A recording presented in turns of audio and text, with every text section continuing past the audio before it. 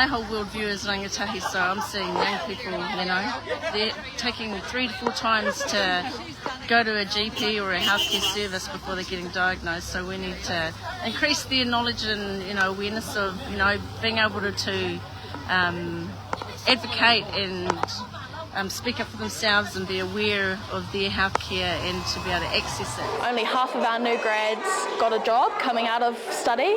We need more nurses, engari we're not hiring more nurses, so there needs to be more funding in that for us. We're looking at all our schoolmates that aren't here today because they couldn't get mahi in the hospitals. We've got 2 resuscitation bays, 4 to 5 beds for really sick patients. But there's only 2 nurses to look after those really sick and unwell patients. For me as Māori, it's important for me to know that I am making them feel welcome and that they are the most important person in my job.